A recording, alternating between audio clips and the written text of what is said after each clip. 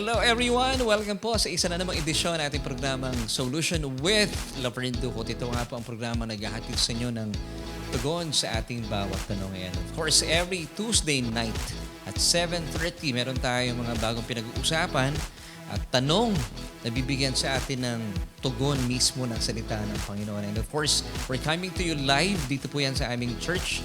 At para patunayan sa inyo na kami po ay live na live, ang oras po natin ganap ng 33 minuto makalipas ang ikapito ng gabi. And of course, we would like to thank ang atin pong song na napakinggan, Jesus Aking Sandigan, mula po sa napakagandang tinig ni Miss Lace Celestino at mula sa panulat ni Brother Joel Rayo. At maraming salamat po sa paalalang awiting yan. At talaga naman, ang atin pong sandigan walang iba kundi ang ating Panginoong Hesukristo. At gusto nating batiin lahat ng ating mga kaibigan saan man po kayong bahagi ng Pilipinas naroroon, Luzon, Visayas, and Mindanao. Welcome po muli sa isa na namang edisyon ng ating programang Solution with Laverne Ducot. Ito po ang ating Bible Study online. At hindi po tayo napipigilan dahil tayo rin po ay napapanood sa buong mundo. At binabati natin lahat ng ating mga kaibigan na kasama sa man po kayong panig ng mundo. At anuman pong oras kayo po ay naroroon. Alam ko meron tayong mga kaibigan nanonood kahit madaling araw kasi iba ang timeline po nila doon, pero hindi tayo napipigilan. At salamat sa technology ng Facebook Live, and of course tayo rin po ay napapanood sa ating YouTube channel. At good morning, good afternoon, and good evening po sa lahat ng ating mga kaibigan, mga kababayan at matagal na pong tumatangkilik sa ating programa, at sa mga nagpapatotoo na sila po ay napapagpala ng ating programa. At kung kayo po isa sa mga napapagpala sa ating programa at naniniwala sa ating mga pinag-uusapan, pwede po ba maglambing po sa inyo, paki-share yung ating pong broadcast dahil po ito po ay napapanahon at alam ko po sa biyaya ng Diyos ay kung hindi lamang po kayo napapagpala dito, kung ito po ay inyong ibabahagi sa inyong mga kaibigan, kakilala at mga kapamilya, sila po man din ay mapapagpala din. Kaya maraming salamat po kaibigan for being our kaagapay, aming mga kasama sa pagbabahagi ng salita ng Panginoon. And bago po tayo magtuloy-tuloy sa ating mga pag-uusapan, gusto ko man batiin ng belated happy birthday yung aking kaibigan. 2 weeks ago, hindi ko nabati siya. At sana nanonood ngayon si Sister Emma San Diego. March 26 ang kanyang birthday. Happy birthday kay Sis Emma San Diego. Kasama ko siya before sa FEBC Philippines. And of course, gusto ko pasalamatan si Nanay Feli Rayo. Maraming salamat po, Nay. Ang bilis na ubos ng mga putot kutsinta na inyong pinadala. Plus, meron pang napakasarap na tsaa mula sa avocado leaves, and may kasama pang pandan. Sobrang sarap po. Hindi lang kami na-refresh, luminis pa ang aming mga yung aming kaloob-loob ng aming katawan. Praise God. And ilan pa sa mga nag-celebrate po ng kanilang birthday. Today, Sister Lynn Noriega, happy birthday. Blessed birthday din kay Sister Shirley Zara. Kay Ate Nenet Pinlac, on April 8 last Monday. April 8 pala ang birthday niya. Sunday. So, welcome back din kasi sila po ni Ate Amelia galing sa Japan. At alam ko nasa Manila na po sila ngayon. And on Thursday, April 11, happy birthday kay Sister Hannah Mangila, ang butihing kapatid ni Ate Ina at butihing anak ni Sister Pressy Mangila. Maraming salamat po sa inyong mga buhay. And on Friday, April 12, happy birthday kay Sister Anadar Ishikawa. Kung di man po siya nanonood sa ngayon, sa mga nakakakilala sa kanya, sabihin nyo na kami po ay nakikigalak. At happy birthday mula po sa amin dito sa Solution with Laverne Ducot. And on Monday, that's April 15, happy birthday kay Brother Rico Arevalo. Maraming salamat sa Panginoon sa mga dagdag na edad na inilaan po sa inyo. At sa lahat po ng mga nagbe-birthday na hindi namin kilala at di namin alam ang pangalan, well, kami po ay bumabati sa inyo ng isang mapagpala at mabiyayang kaarawan. Amen and amen. At siya nga pala, gusto po namin ipag-invite po sa inyo. Available pa rin po yung ating mga t-shirts na kung saan ay isang bahagi po ng pagdedeklara ng ating pananampalataya. At kung kayo po ay kaisa namin sa ating advokasya, available po ating mga t-shirts kung saan ay nagsusumigaw po ng kabutihan ng Panginoon. Yes, meron po tayo mga designs na makikita nyo po sa ating screen, ang Race Grace, and of course sa atin pong advocacy sa ating campus ministry at ang atin pong theme para po sa ating church, ang Occupy Till I Come. Available po yan for only 499 pesos. At ilan din po sa mga dinagdag pa po namin mga designs, ang Babalikan Mo Ako, hango sa Papuri 23. And ito po yung cruise na hango po sa Papuri 25 na kung saan sa likod po mababasa ninyo yung full lyrics po na awiting cruise na inawit sa inyo ng Solution Worship. Also for 499 pesos. So kung gusto niyo po mag-avail ng mga t-shirts na ito, you may get in touch with us through our fan page. That's a Solution with Laverne Ducot. So advance thank you po sa mga magpa-purchase ng mga t-shirts na ito. At salamat po sa pagiging aming kaagapay sa pagbabahagi ng salita ng Panginoon sa pamagitan ng ating mga t-shirts na inilalaan po para bahagi po ito ng aming ministeryo. Para ibahagi po natin, ipagsigawan natin ang kabutihan ng Diyos at ang kanyang kaluwalhatian sa pamagitan ng ating mga buhay-buhay. Amen. Ang oras po natin, ganap ng 8 minuto makalipas sa ikapito ng gabi. Yan. Blessed evening po sa lahat ng ating mga kaibigan. Yon, nandito pala si Sister Ana Dar Ishikawa. Siya po ay from Japan. At kumusta po kayo dyan? Alam natin na kamakailan lamang ay naranasan din po sa bansang Japan ang paglindol. Pero kaibigan, sa kabila po nito, alamin natin ang pangako sa atin ng Panginoon. Kaya naman, gusto po namin kayo po ay maging active po sa ating pag-discuss na ito dahil gusto namin interactive po yung ating panuntunan na ating programa. But before that, kung kayo po ay nanonood via ating Facebook page or sa YouTube channel po natin, please don't forget to like, follow, share, and subscribe para mas marami po ang naaabot na ating programa. And of course, do not forget to hit the notification bell so that you won't miss an episode. Samantala, narito po yung ating question for tonight na gusto po namin kasama namin kayo na nakikibahagi at sumasagot sa katanungan ito. Ang atin pong tanong for tonight is this: ano ang pinakamabisang gamot sa takot? At maraming salamat po sa mga sumagot at karamihan po sa kanila ay tamang-tama po yung kanilang mga sagot. At thank you so much po sa inyong pakikibahagi sa ating programa. At hindi po natatapos dito yun. Gusto po nating alamin talaga ang pinakamabisang gamot sa takot kasi marami pong pamamaraan ng tao how to overcome fear. But I'll be giving you tonight, this is good news, ano yung ibig sabihin, ito yung wala nang papantay pang sistema at pamamaraan. Pinakamahusay, pinakapatok na gamot sa takot. Siyempre pa, alamin po natin yan. Dito lang yan sa iyong programa.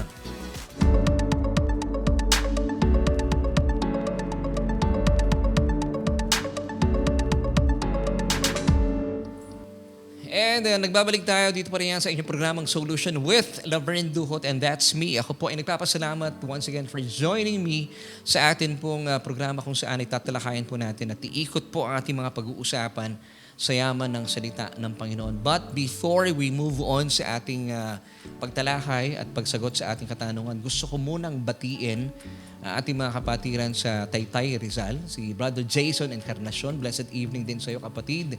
And of course, maraming salamat din for joining us tonight, si Brad Bricky Villara sa Losito.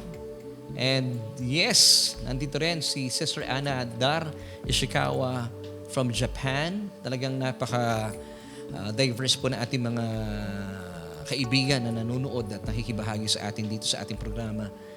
Coming from different places.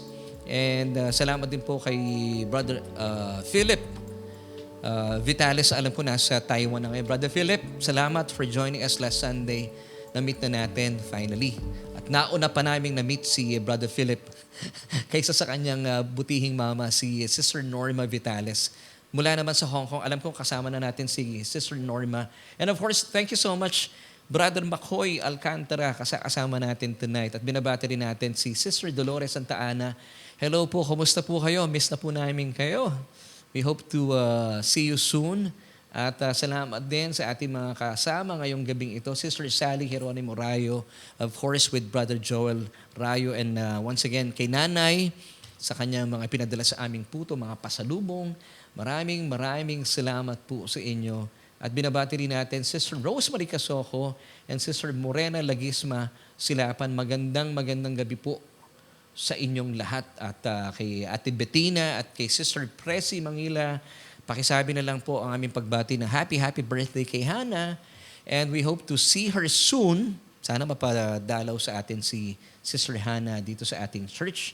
And hello din kay Sister Corazon Balikas. Mabiyayang gabi po sa inyo rin na saan man po kayong lugar naroroon. Manatili po kayong pinagpala at iniingatan ng Panginoon. And tonight, as promised, ay sagutin po natin once again, this is our question for tonight. Ano sa tingin mo ang mabisang gamot laban sa takot? So pakilagay po sa inyong comment section at habang tinatalakay po natin ito ay naniniwala ako na magkakaroon po ng kagalakan sa inyong mga puso sa kabila po ng ating mga samot-sari, mga hinaharap sa ating bansa at sa ating mundo. So alamin natin ano yung pinakamabisa. Kasi marami nga pong mga inilalaan ng tao how to overcome fear, but this time we would like to give you yung mabisa o yung perfect cure for fear. And that is our message title for tonight, Perfect Cure for Fear. Alam niyo po, ay maraming tao po sa ngayon and sadly, including ating po mga kapatiran sa Panginoon, ang natatakot kapag pinag-uusapan ang mga nangyayari sa ating paligid. Of course, as we all know, sa buong mundo ay maraming natakot prior to April 8. Alam natin kahapon po ito sa Amerika, ilang bahagi sa US, ay nagkaroon po na at naranasan po nila, namasdan nila yung tinatawag na total solar eclipse. At marami po sa mga tagapagturo talaga naman nagbigay po ng mga predictions, mga kahindik-hindik na mga pwede raw maganap at pwede raw maranasan ng mga tao sa Amerika ang samot-saring paghatol ng Diyos at kaparusahan. Alam niyo na pag may mga ganitong panahon ay samot-sari po ang mga ibinabalita ng ilang mga tao, mga tagapagturo ng simbahan. Pero ito ba'y malusog para sa atin bilang mga mananampalataya? Kasi kasama po sa mga natatakot ang mga mananampalataya. And of course, sinamahan pa nito mga nakalipas sa araw ang mga paglindol na talaga namang yumanig po at marami pong napahamak sa bansang Taiwan. At kanina lang naranasan po ang lindol sa Indonesia. At makalipas ito sa Davao naman, 6.7 kung di ako nagkakamali. At nitong nakalipas sa araw, naranasan din sa Japan. At meron po mga bali-balita, ayon po sa kapahayagan ng PHIVOLTS, ay mangyayari din po ito at mararanasan sa ating bansa. At kapag pinag-uusapan po yung mga bagay nito at sasamahan na naman ng mga predictions sa mga tagapagturo na, nalalapit na ang pagdating ng Panginoon. Nakakalungkot lang pag pinag-uusapan po ito, kasama po ang mga mananampalataya sa mga natatakot. So pag ito po yung pinag-uusapan, ang nalulungkot lang ako bilang pastor po siguro, no? Ay marami po sa ating mga kapatiran, bakit tayo natatakot? Ngayon, ito po ay minarapat po namin na pag-usapan natin ito. Na marapat po talaga kapag nangyayari po ito mga paglilindol. Of course, nakakalungkot, marami napapahamak. Ang yung total solar eclipse na naranasan po sa ilang bahagi ng US, ng Mexico at ng Canada, ito ba dapat ay kapag nagaganap po yung mga hula sa Biblia, dapat ba tayong matakot? Well, alam niyo po ba ang katotohanan? Dapat po talaga, hindi po tayo natatakot, hindi nga tayo dapat lang nagsasaya. Dapat nagdiriwang pa dahil sabi po ng Biblia, kapag nangyayari po ito, ibig sabihin, malapit na po yung pagtubos sa atin ng Panginoon. Sabi ng 1 Thessalonians chapter 4 verse 18, therefore comfort one another with these words. So, ibig sabihin, kapag pinag-usapan natin, especially yung mga topic o mga usapin tungkol po sa rapture of the church, na kung ito po ay, ang tawag ng Biblia ay caught up, sabi ng 1 Thessalonians 4:17, then we who are alive and remain shall be caught up. Yung pong word na caught up, yes, I know, wala pong word na rapture sa Bible, pero meron pong caught up. Yung caught up po, sa wikang Griego ay harpazo. ito po ay ibig sabihin snatching away. Tayo po ay kukunin po ng mabilisan sa mundong ito habang ito po ay papasama na napapasama. Kung kailan, hindi ko alam. But the good news is, pagkatapos po na tayo po ikunin sa mundong ito, we shall always be with the Lord forever. And that's the best part of it. Amen and amen. So kung ang mga end time prophecy po at mga mangyayari sa hinaharap ay mga bagay na nagbibigay po ng takot po sa inyo, I believe that this episode is for you. At kung kayo naman po ay medyo kapos po sa kaalaman para bigyan po ng encouragement ang inyong mga kapatiran, panuorin nyo na rin po yung ating mga pag-uusapan dahil ito po ay hitik na hitik sa mga kapahayagan at encouragement. Kaya po, patuloy po kayo at wag lang bibitaw. Ganda po na ating mga pag-uusapan. Now, ang tanong, bakit po natatakot ang maraming tao at mga mananampalataya? Well, para po sa mga taong walang relasyon sa Panginoon, it's but natural for them na matakot. Pero po sa ating mga mananampalataya, kung bakit daw po tayo natatakot? According to the Bible in Hosea chapter 4 verse 6, let me give you this passage. It's because my people are destroyed. Why? It's because for the lack of knowledge.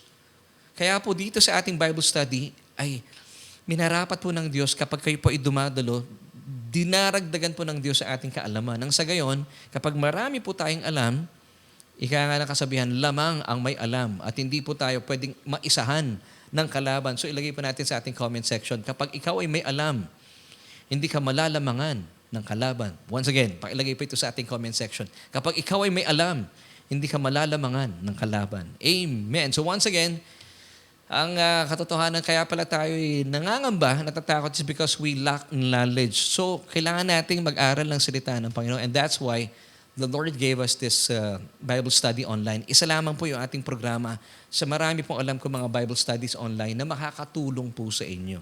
Amen. So I'm pretty sure na wala pong tao sa mundo na gustong-gustong nabubuhay sa ang kanilang puso at isipan sa takot. Kung meron man, siguro iilan lang yun at yung mga taong yun ay wala po sa tamang pag-iisip. Kasi kapag kayo po namumuhay sa takot at pangamba, hindi po ito malusog sa inyong mental at sa inyong physical. Ika nga maapektuhan po ang inyong mental health at ang inyong physical health. Maapektuhan po nito yun. At ayaw po natin na mangyari po sa atin yun. At lalo tigit tayo ng Diyos. Kaya naman ngayong gabi po, alamin po natin sa pamagitan ng mayamang salita ng Panginoon kung ano mismo yung perfect cure for fear. At pakatandaan po natin, kapag meron po kayo nararamdaman na takot, meron kayo nababalitaan, o kaya meron kayo na inatinan na Bible study, and then after po ng Bible study, bigla ka natakot. At pinag-usapan kasi mga end-time prophecies, yung mga lumalabas sa mga paglindol, at pag pinag-uusapan ng rapture, natatakot kayo, at tila natatakot kayo, at ayaw nyo na pag-usapan. Well, I would like to tell you this, ang takot po hindi nagmumula sa Diyos. Yan po ay nagmumula sa kalaban ng Diyos. Sabi po ng 2 Timothy chapter 1 verse 7, for God has not given us a spirit of fear. Take note, hindi po galing ito sa Diyos. Ang galing po sa Diyos ay power para po sa ating isipan, of love sa ating pong emotions, and of a sound mind. Ibig sabihin natin, tamang disposisyon sa ating mga kalooban. So once again, 2 Timothy 1 verse 7 tells us, for God has not given us a spirit of fear, but of love and of power, and of love and of a sound mind. So gusto ko muna kausapin po this time ang mga tao pong natatakot kung kayo po ay wala pang relasyon sa Panginoong Jesus. It's but natural for you to experience itong takot at pangamba sa buhay. Alam niyo po, napakabuti ng Panginoon. And until today, God is inviting you to have a personal relationship with His Son, Jesus. Ito po ang kanyang invitation sa Romans 10 verse 9. Mamaya po gagawin natin yon. Tanggapin natin ang ating Panginoon Hesukristo. Kasi hindi po niya kayo pwedeng proteksyonan, hindi po sa hindi niya gusto. Pag hindi niyo po tinanggap ang kanyang bugtong na anak na si Hesukristo, hindi po makakakilos ang Panginoon para proteksyonan kayo. Bakit?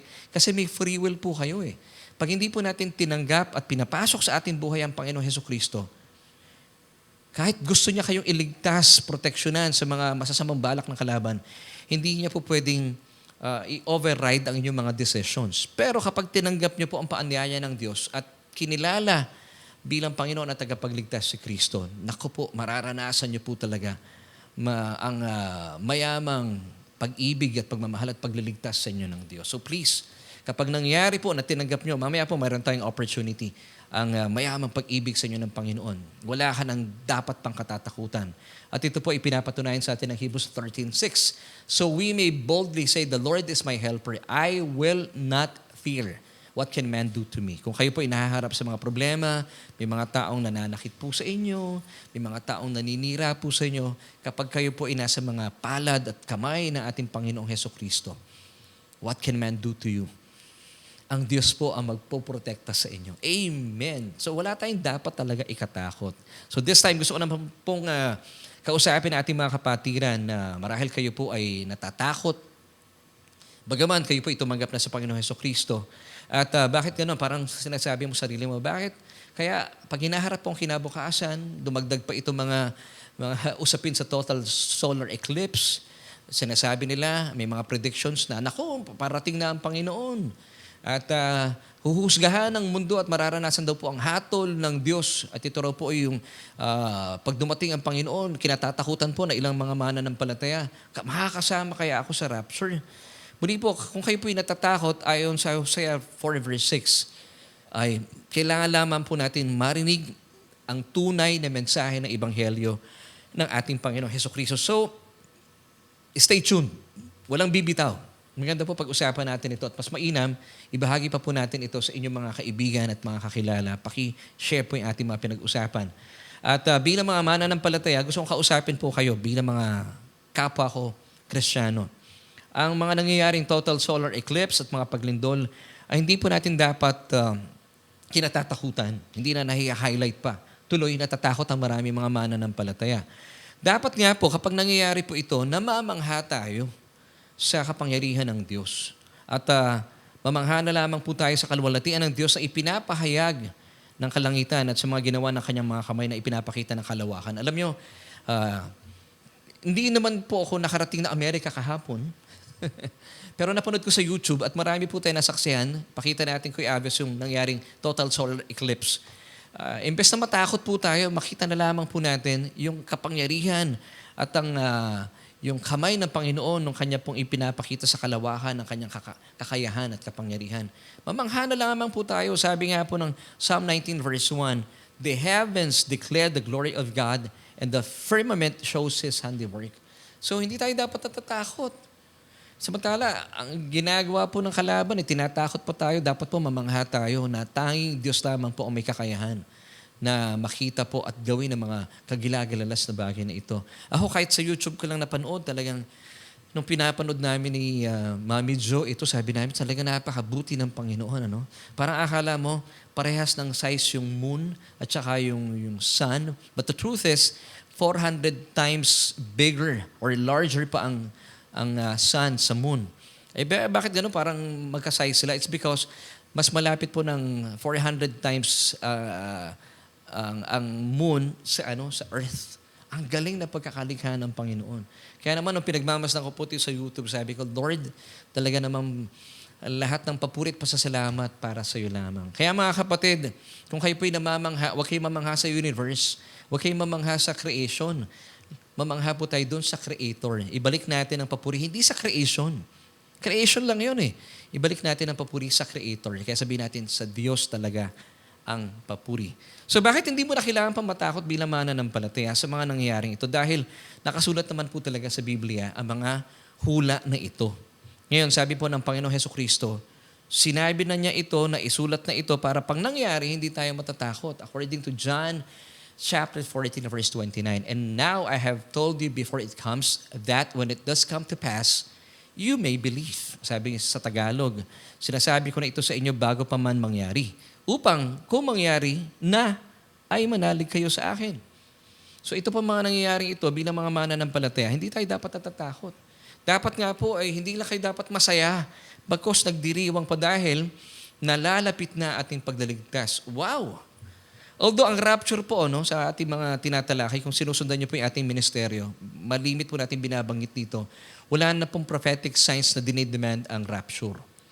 Ang mga prophetic signs po na nakikita natin, it's happening right now, ay mga prophetic signs ng second coming na ating Panginoon. Now, kung nalalapit na po at nakikita natin nangyayari na yung mga hula ng ikalawang pagbabalik ng Panginoon, ibig sabihin, mas nalalapit na po ang tinatawag nating harpazo o yung rapture of the church. Amen. So dapat po hindi tayo natatakot bilang mananampalataya. Yes, kapag nangyayari po yung mga signs na ito, mga paglilindol sa iba't ibang bahagi ng lugar, hindi lang sa Pilipinas. Kanina yata sa Davao, meron din man, no? 6.7 sa Indonesia. Kani-kanina lang, di tayo dapat natatakot. Ibig sabihin, totoo po ang sinabi ng Biblia. Totoo po ang mga pahayag na ibinigay sa atin ng Panginoon. Matthew 24 verse 6b. See that you are not troubled. Take note. Pag nangyayari daw po mga bagay na ito, wars and rumors of wars, pestilences, earthquakes in various places, see that you are not troubled. Huwag tayo napapanghinaan ng loob. Huwag tayo natatakot. Huwag daw po tayong nababagabag. For all these things, yung these dito, things ay plural. Ibig sabihin, mangyari talaga yung mga pestilences, of course, COVID-19, nangyari na po yan. Meron pang pertussis. Ano pa yung mga bago ngayon? Mga iba't ibang karamdaman, famine, lindol, wars and rumors of wars must come to pass, but the end is not yet. So ano po yung dapat nating posture bilang mananampalataya? Hindi po tayo dapat natatakot. Hindi ka nakayuko ng lulumo bagkus tayo po ay nakatingala. Ito yung posture natin because we are awaiting for the blessed hope. Yung ating pinagpalang pag-asa. Kaya nga po naggawa kami ng t-shirt na Kuya Aves, nag-design kami nung song na Babalikan Mo Ako from Papuri 23.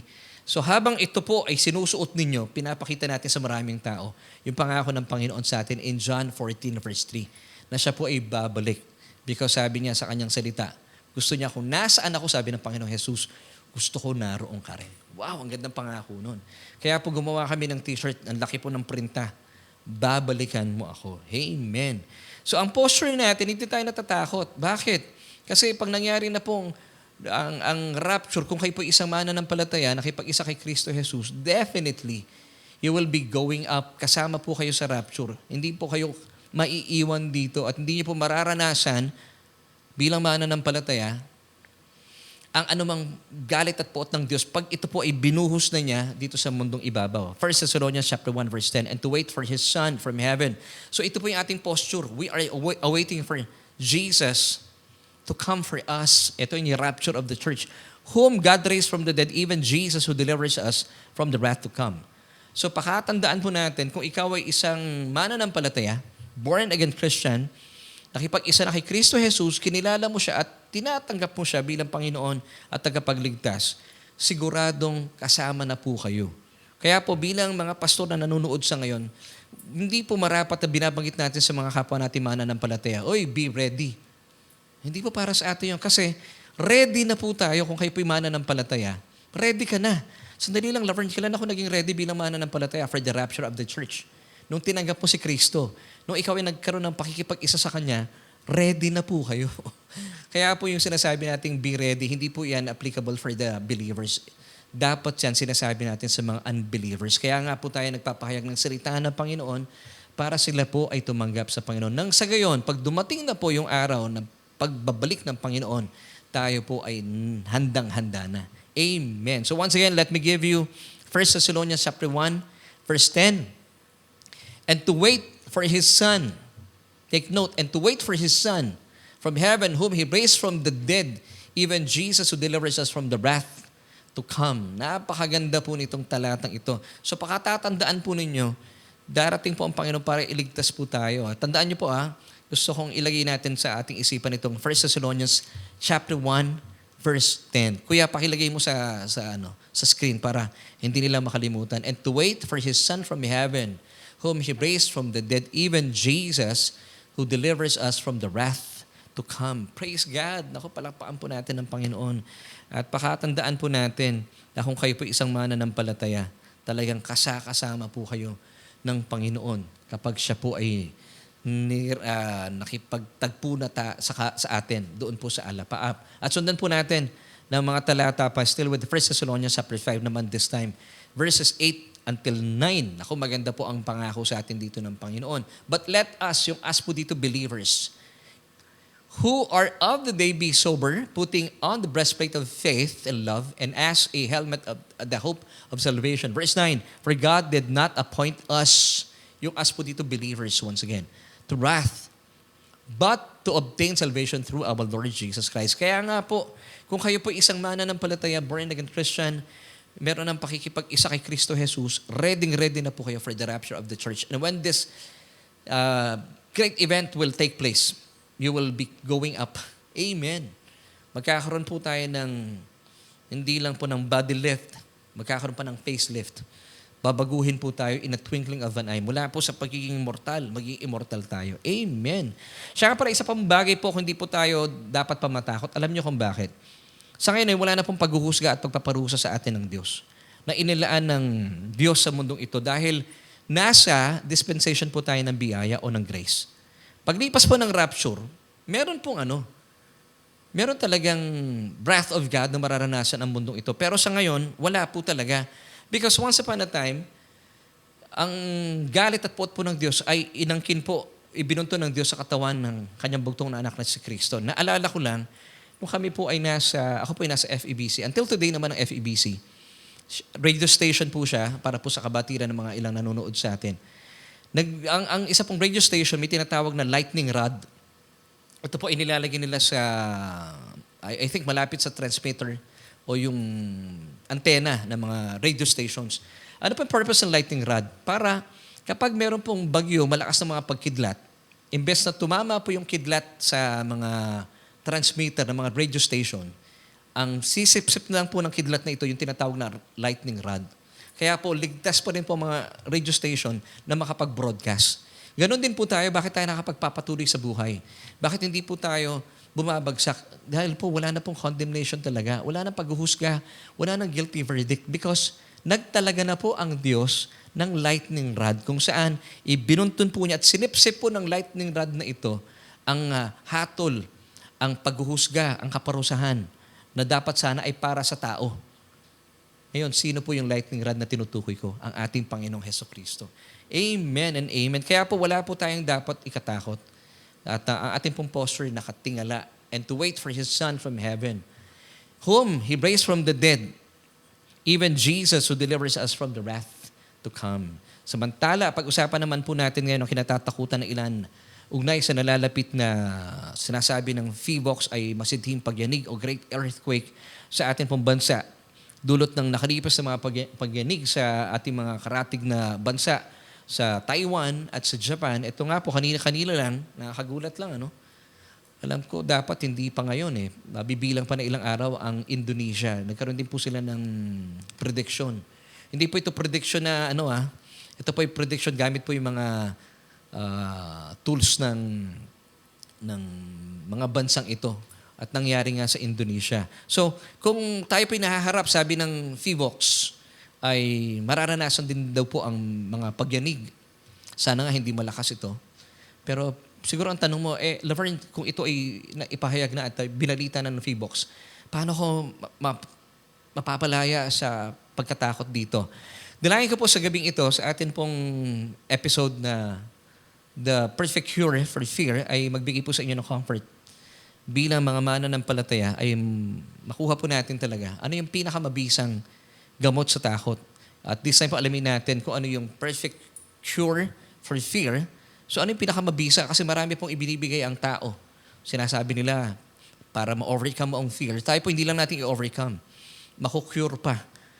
Talagang gagamutin. Alamin natin yung pinakamabisang gamot laban sa takot. So usually, kapag ito yung tanong, ang sagot ng mga tao, syempre dapat meron kang courage, meron kang lakas ng loob, meron kang tapang. Pero ang tanong, paano kung wala kang tapang? Saan ka pupulutin? Di ba? So, sa totoo lang, sabi nga po ng research, wala naman po talagang tao na matapang. Minsan nagiging matapang tayo dahil na susuong na lang sa, napapasubo na lang dahil sa kahihiyan, para hindi ka mapahiya, tinatayuan mo na lang. Alam niyo, wala naman talagang taong matapang kung tutuusin. Isa lang ang matapang, Diyos lang. At praise God, purihin po ang Panginoon sa kabila po ng, of course, bilang tao, nararanasan natin ang takot sa mundong ito. But God provided us the answer. Pag sinabi kong the answer, ibig sabihin na talagang at tukoy natin ano yung perfect cure for fear. Definitely, as I have said kanina, hindi po tapang ang cure po dito, hindi rin po lakas ng loob, kundi po sakdal na pagmamahal o perfect love. Come on, church. Pakilagay po sa ating comment section, ang cure or perfect cure for fear is perfect love. Now, the question is, kaninong perfect love? Perfect love ba natin towards God o perfect love ng Diyos towards us? That's a good question. Well, the answer is yung perfect love ng Diyos. Hindi po basta love lang ha. It should be perfect love ng Diyos. Sabi ng 1 John 4:18, there is no fear in love but perfect love, take note, perfect love, not just love, but perfect love casts out fear.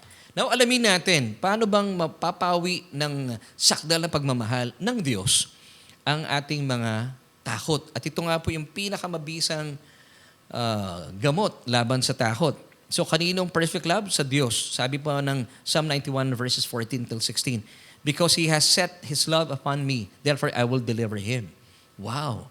I will set Him on high because He has known my name. Sabi ng verse 15, He shall call upon me and I will answer Him.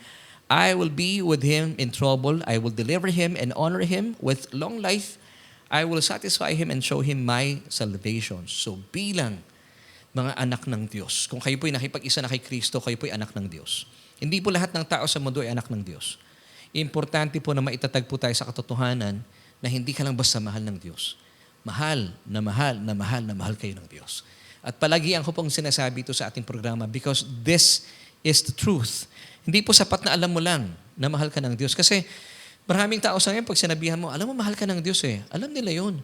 Pero dapat po, pinaniniwalaan natin at dapat umuugat sa ating paniniwala na mahal na mahal na mahal ka ng Diyos. Pakilagay nga po sa ating comment section, mahal na mahal na mahal ako ng Diyos. 1 John chapter 4, verse 16, and we have known and believed. Take note ha, hindi mo lang basta alam. Dapat pinaniniwalaan mo the love that God has for us. God is love and He who abides in love abides in God and God in Him. So balikan natin yung balita na ipinahayag ng Feebox. Maaring maasahan daw po ang pagdating ng isang malakas na lindol sa ating bansa. Naalala ko nung araw, nung ako'y nasa FEBC pa, ang taas po na aming kinalalagyan sa OCC, nasa 46th floor. Minsan po nagkaroon ng paglindol. At nung mga panahong yun ay sikat, popular yung terminong the big one. Pero nung naranasan namin yung paglindol nung panahong yun, mataas kasi yung OCC, yung One Corporate Center. Nasa 48th floor ang Far East Broadcasting Company. Talagang ramdam ko habang nandun po ako, gumigewang yung building namin. Now, mga panahon yun, sikat yung the big one.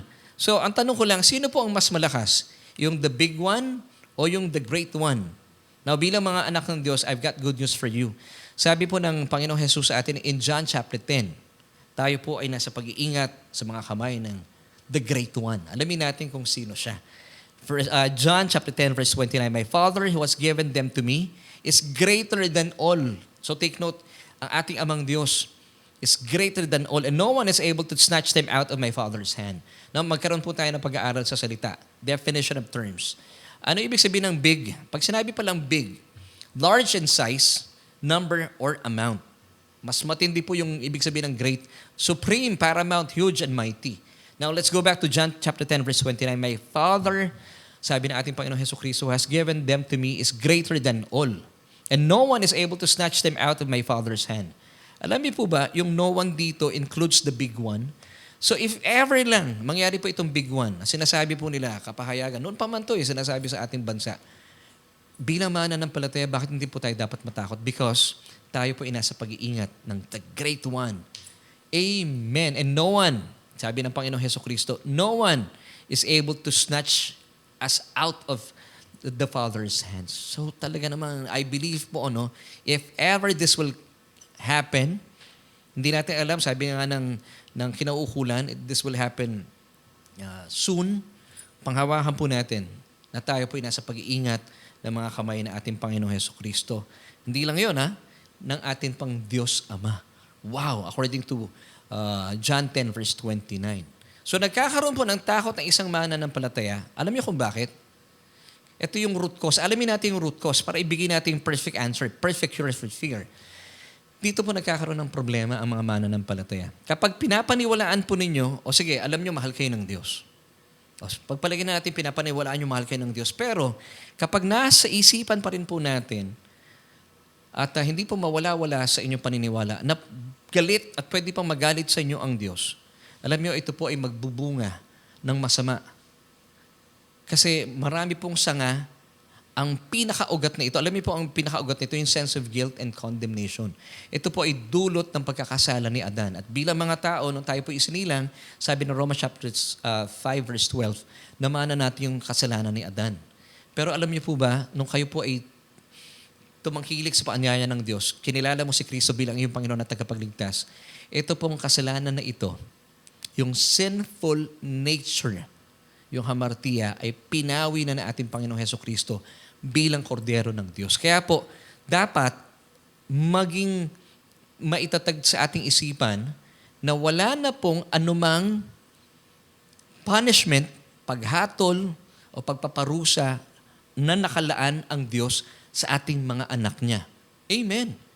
Kasi pag ito po'y nanatili, itong sense of guilt and condemnation, magkakaroon po ito ng mga sanga-sanga. Kasama po dito yung fear, yung sadness, yung anxiety. Naku, pag ito po ay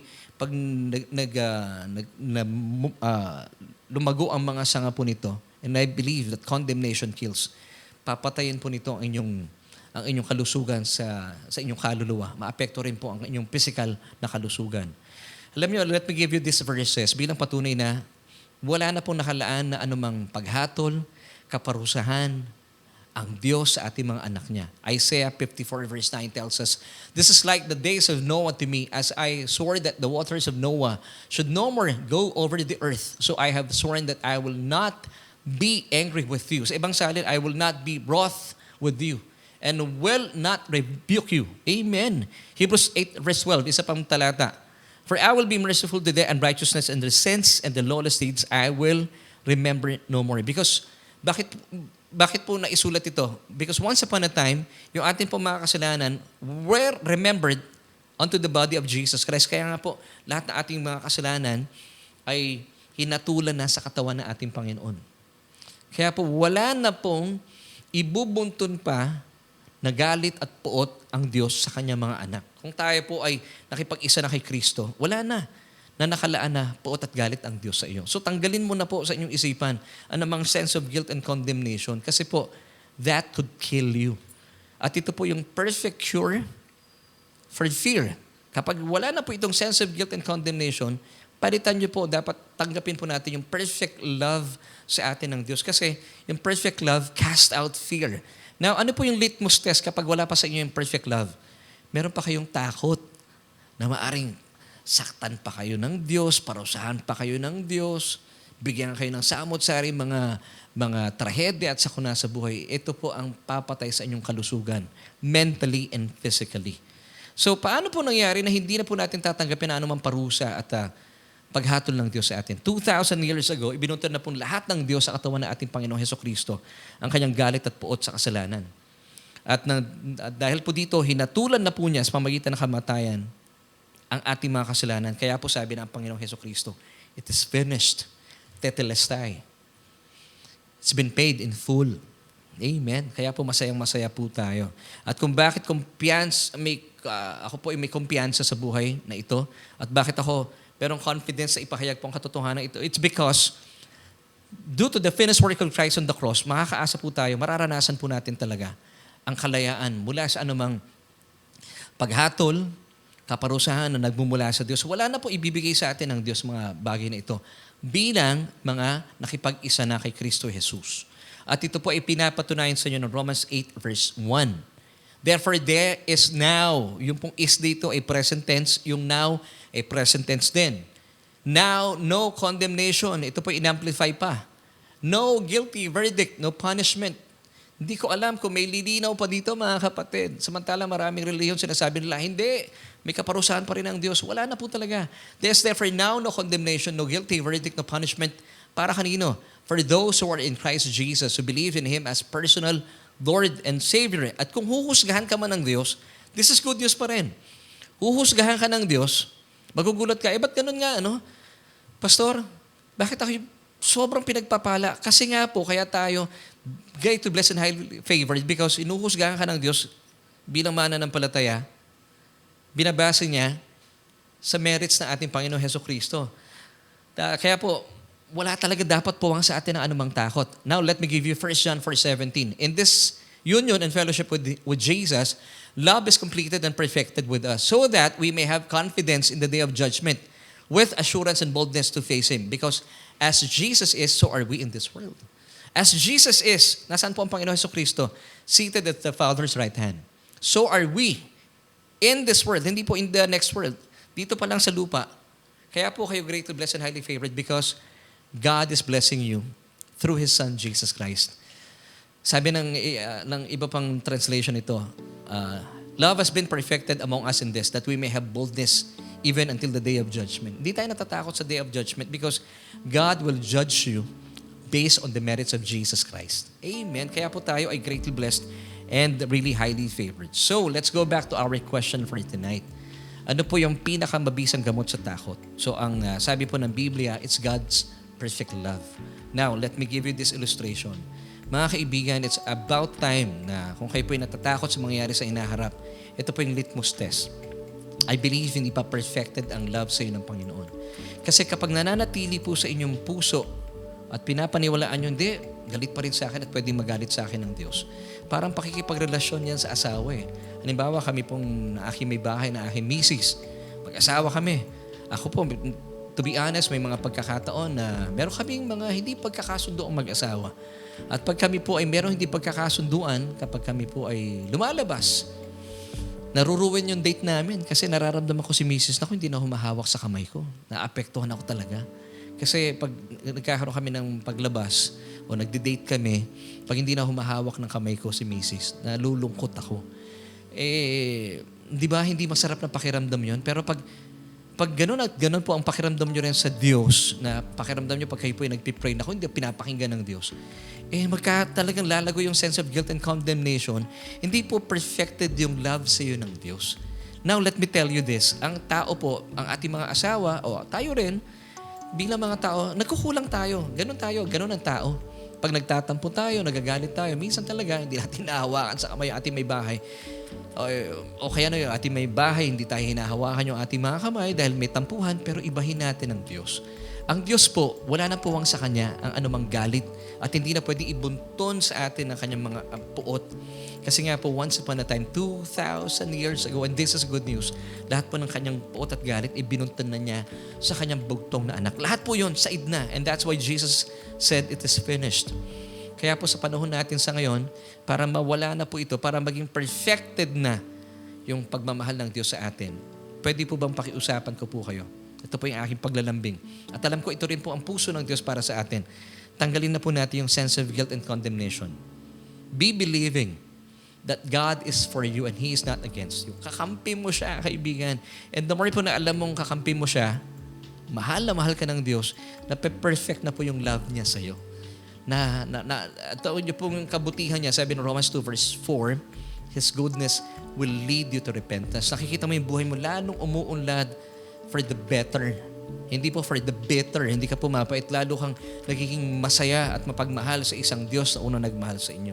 So, ano po ang pinakamabisang gamot sa takot?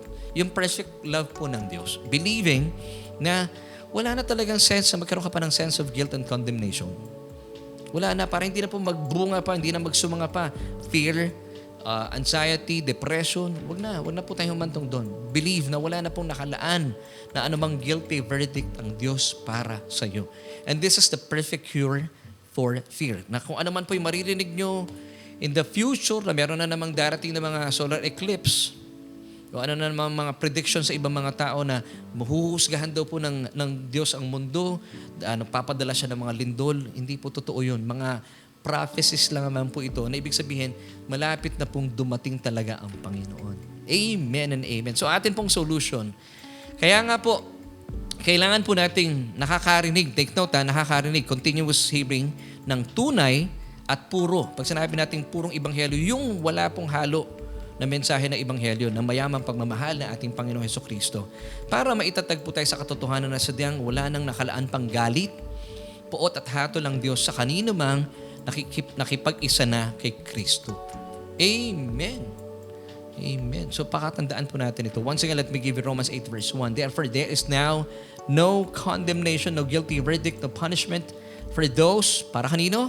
Who are in Christ Jesus, who believe in Him as personal Lord and Savior. At kapag ikaw ay naitatag na sa perfect love o sakdal na pagmamahal sa inyo ng Diyos, papawiin po nito ang anumang takot.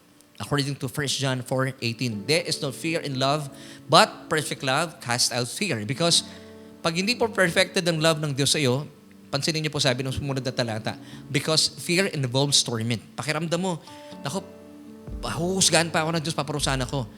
Fear involves torment, but he who fears has not been made perfect in love. See? So, kapag kayo po, anong litmus test na alam mo perfected na ang love sa iyo ng Diyos? Wala na po yung sense of guilt and condemnation. Amen. At muli po paalala ko lang, ang anuman pong takot hindi galing sa Diyos. So kapag kayo po nakakapakinig, sabi nila ay ibanghelyo to, pero nagkakaroon po kayo ng takot sa inyong puso, hindi po galing sa Diyos yun. Kanino galing yun, Laverne? Galing sa kalaban ng Diyos. 2 Timothy chapter 1 verse 7, for God has not given us a spirit of fear, but of power and of love and of a sound mind. Dahil pawang mabubuting kaloob lamang po at sakdal na mga bagay ang nagmumula sa ating mapagmahal na amang Diyos. James chapter 1 verse 17, every good gift and every perfect gift is from above and comes down from the Father of lights, with whom there is no variation or shadow of turning. So once again, as we end, ano po ang mabisang gamot sa takot? Walang iba kundi po yung perfect love ng Diyos. Be conscious, be aware, and be believing na wala na po talaga dapat sense of guilt and condemnation. At kapag ito po ay atin pong tinuturuan na ating mga sarili at pinapaalalahanan that you are greatly blessed and highly favored. Yung pong word na greatly blessed ay karitu. You are greatly blessed because you are in the beloved in Jesus Christ. So, once again, let me give you 1 John 4:18. There is no fear in love, but perfect love casts out fear. Amen and amen. Maraming salamat po mga kaibigan for joining me tonight. Alam niyo po, napaka-importante nito dahil alam ko makalipas po ng mga nababalitaan natin ito, yung mga solar eclipse, yung mga paglindol, ng mga predictions ng mga iba't ibang mga tagapagturo, ay pag naintindihan po natin ang sakdal ng pagmamahal sa atin ng Diyos, wala na pong puwang ang takot. Alam niyo mga kaibigan at mga kapatid, talaga pong naisin po ng Diyos sa tayo po maitatag sa kanyang sakdal ng pagmamahal. Para habang inaantabayanan po natin ang muling pagbabalik ng Panginoon, tayo po ay malaya at nakangiting nag-aantabay sa kanyang muling pagbabalik para tayo po ay isama na niya sa kanyang piling magpakailanman.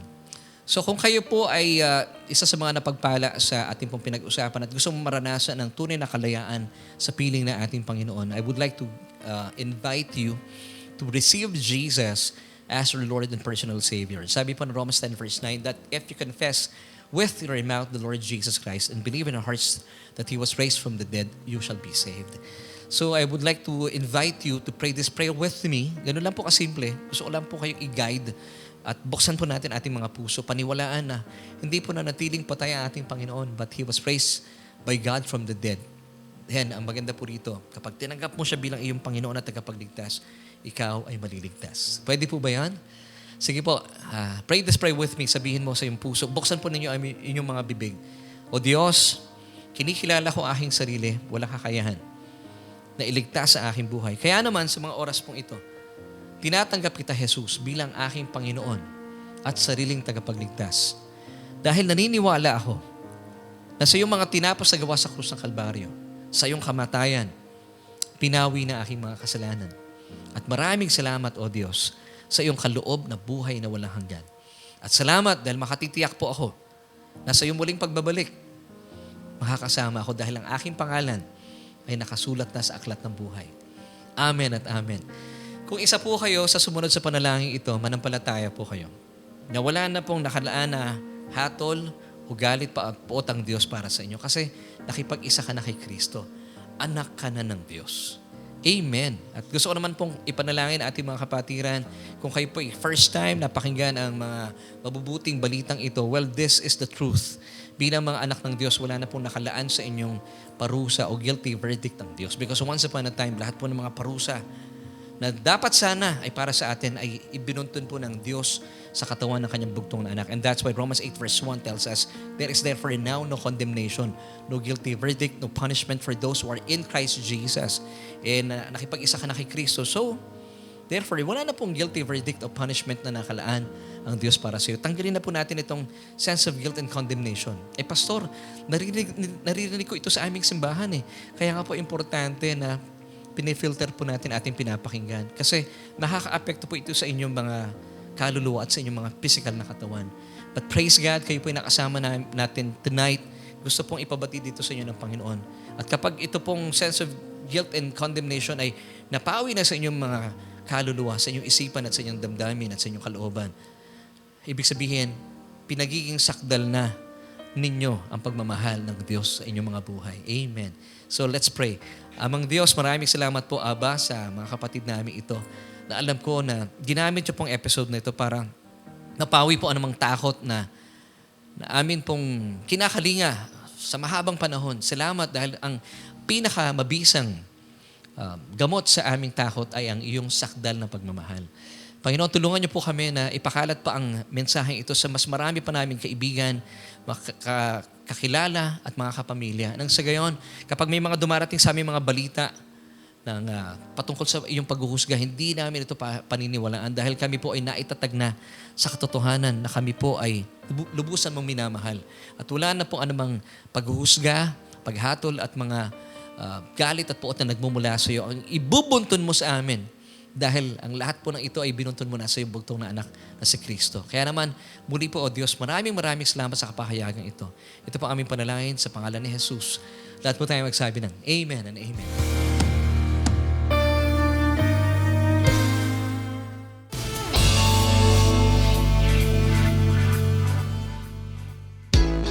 Well, kaibigan, maraming salamat po for joining me tonight. It's 28 minutes after 8 at ito nga po ang programang Solution with Laverne Ducot at tayo po ay nasa huling bahagi na nating programa. But before we say goodbye, I would like to say special thank you sa ating po mga kaibigan sa saan bang lugar yun? Monumento ba yun? Or Caloocan, last Sunday.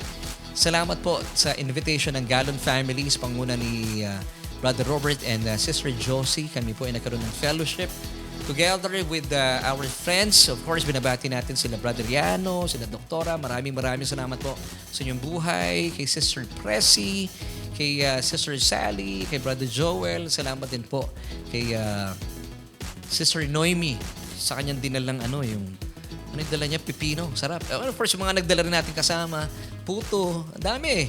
At sa ating kapatid na mag-birthday on April 15, salamat kay Brother Rico. Naging makasaysayan po yung aming get-together fellowship namin, pagpapalitan ng mga testimonies namin. And salamat po. Blessed evening din po sa inyo. Nandito pala si Brother Robert Galon. Thank you so much po. Binabati rin natin si Sister Linlen Makaraig. Salamat po for joining us tonight. Amen. Salamat sa mga kaibigan natin sa Taytay. At sila po ay talaga naghahanda sa isang makasaysayang gawain. Amen. At we hope to see you soon. Sister Gigi Cristobal Mendoza, salamat po sa inyo. At we hope to see you po. Makadalaw kayo dito sa church. Salamat din, Brother Ver Lawrence Cuevas. Sabi niya, salamat po sa pag-aaral ng salita ng Diyos. You are forever blessed po and ministry ng SGC. Nako, amen and amen. Thank you, Brother Ver. Salamat po sa inyo and see you soon. Kay Mami Susan Cuevas, amen and amen. See you soon, Mami.